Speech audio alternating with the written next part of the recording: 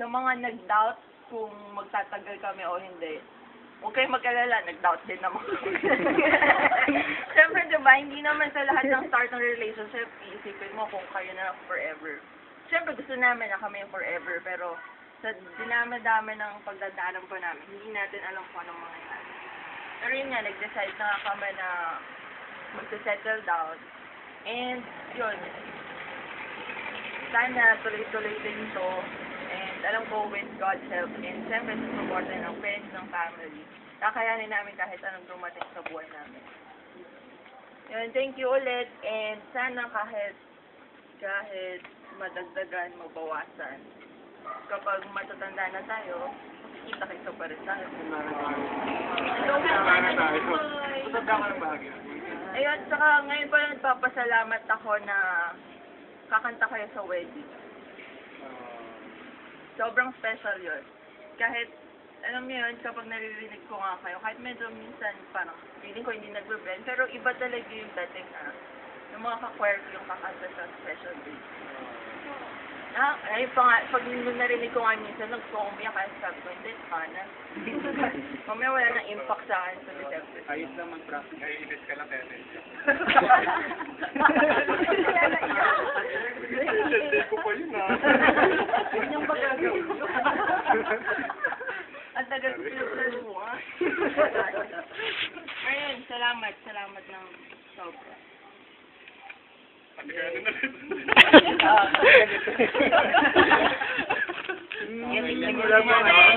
hindi kami papayag na kakain kaming dalawa. Pwede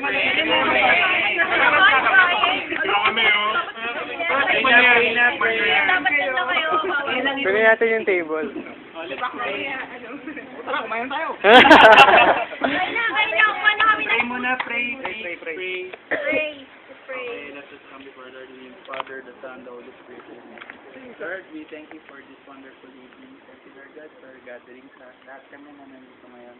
Thank you, Lord, dahil sa opportunity na nakapagbigay kami ng aming mga feelings, Lord God, nakapagbigay kami ng aming mga salobin sa aming ka-member na si Oning at si Dennis. Lord, thank you for giving us these two people, Lord God, our members who have served you very unselfishly, Lord God. Thank you sa lahat ng mga panahon, Lord God, na nagsama-sama kami at nakapag-serve sa inyo. And we hope, Lord God, na sa mga darating po ng mga araw, darating ng mga linggo, lalo pa po, Lord, maging close kami sa bawat isa, lahat kami, Lord God, sa choir. Kahit Lord, mga wala dito ngayon, sana, Lord God, mas maging bonded kami. We hope, Lord God, na encourage pa kami ng iba pang members na makasali sa aming choir.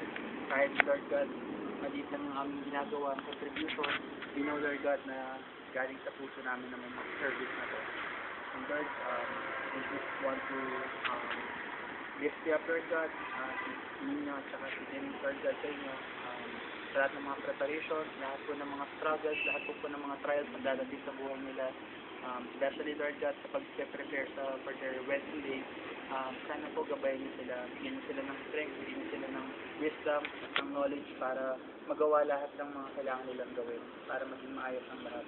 And Lord, sana lahat kami, lahat ng mga tao na malapit sa kanila, lahat ng mga loved ones nila, Lord God, makapag-support, makapag-assist, Lord God, sa lahat ng mga kailanganan nila, para lalo, Lord, maging magandang at fruitful yung kanilang araw ng kasal. And Lord, we ask for your Holy Spirit to just dwell on us right now, para, Lord, maging mas memorable yung night na to.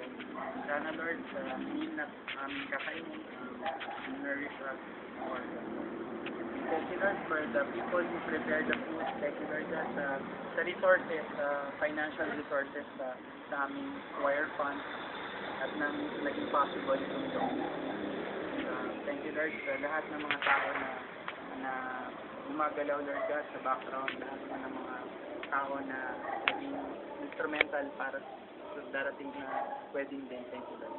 And Lord, we bless the food as we say, bless us, O Lord, and we say, which we're about to receive from the Lord. Amen.